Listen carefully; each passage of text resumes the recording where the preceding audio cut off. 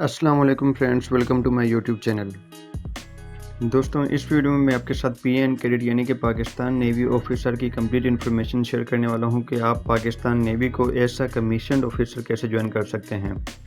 इसको ज्वाइन करने के लिए क्या क्या रिक्वायरमेंट्स होती हैं, इसका सिलेक्शन प्रोसीजर क्या है, कौन कौन सी ब्रांचेज होती हैं, तनख्वाह, ट्रेनिंग और रैंक वगैरह क्या होता है। तो वीडियो को एंड तक लाजमी देखिएगा ताकि आपको पाकिस्तान नेवी ऑफिसर के बारे में कंप्लीट इन्फॉर्मेशन हासिल हो जाए। सबसे पहले बात करते हैं इनके एलिजिबिलिटी क्राइटेरिया यानी कि रिक्वायरमेंट्स के बारे में।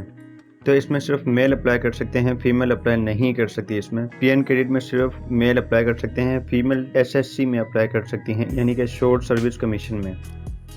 उसके बाद एज लिमिट की बात करें तो अगर आप सिविलियन हैं तो आपकी एज कम से कम 16.5 से 21 साल होनी चाहिए, और अगर आप सर्विस कैंडिडेट हैं यानी कि आर्मी, नेवी या पाकिस्तान एयरफोर्स में एज ए यूनिफॉर्म पर्सन आप सर्व कर रहे हैं तो आपकी एज कम से कम 17 से 23 साल तक होनी चाहिए। उसके बाद बात करते हैं स्टेटस की। तो इसमें सिर्फ अनमेरिड पर्सन अप्लाई कर सकते हैं यानी कि गैर शादीशुदा। लेकिन अगर आप सर्विंग पर्सन हैं, आर्मी, नेवी या पाकिस्तान एयरफोर्स में सर्व कर रहे हैं तो आप अगर मेरिड भी हों तब भी आप इसमें अप्लाई कर सकते हैं। उसके बाद बात करते हैं हाइट की। तो हाइट आपकी कम से कम 162.5 सेंटीमीटर होनी चाहिए यानी कि 5 फुट और 4 इंच। उसके बाद बात करते हैं क्वालिफ़िकेशन की। तो क्वालिफ़िकेशन आपकी कम से कम HSSC होनी चाहिए, जिसको हम इंटर भी बोलते हैं, जिसमें आपके कम से कम 60% मार्क्स होने चाहिए।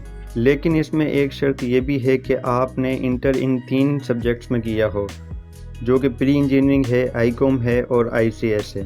प्री मेडिकल वाले इसमें अप्लाई नहीं कर सकते, सिर्फ प्री इंजीनियरिंग, आईकॉम और ICS वाले अप्लाई कर सकते हैं। उसके बाद बात करते हैं इनके सिलेक्शन प्रोसीजर की। तो इसमें सबसे पहले एंट्री टेस्ट आपका होता है जिसमें इंटेलिजेंस MCQs आते हैं और एकेडमिक के MCQs। इंटेलिजेंस में आपके वर्बल और नॉन वर्बल MCQs आते हैं और एकेडमिक में इंग्लिश, मैथ, फिजिक्स और जनरल नॉलेज के MCQs आते हैं। एंट्री टेस्ट के बाद आपकी शॉर्ट लिस्ट लगती है।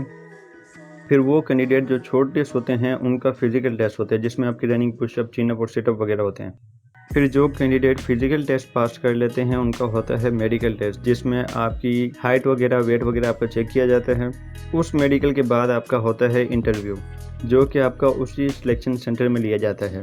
अब इन सब टेस्ट में जो कैंडिडेट पास हो जाते हैं उनको ISSB के लिए भेज दिया जाता है।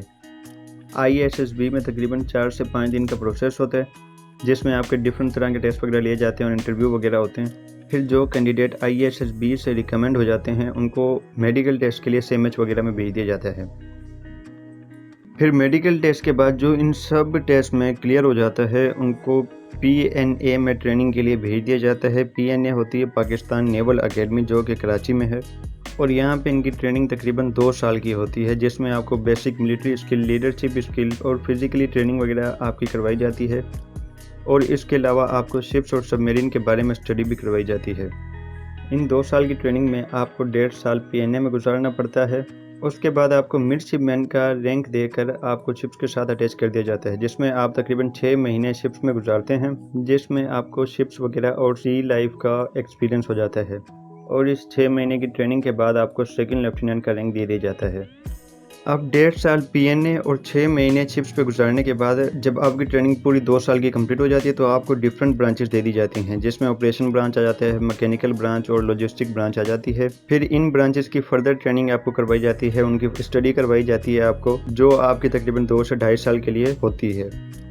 इस कंप्लीट ट्रेनिंग के बाद 2 साल की PNA की ट्रेनिंग और 2-2.5 साल की आपको जो स्टडी करवाई जाती है, इन कंप्लीट ट्रेनिंग के बाद आप एक प्रोफेशनल ऑफिसर बन जाते हैं।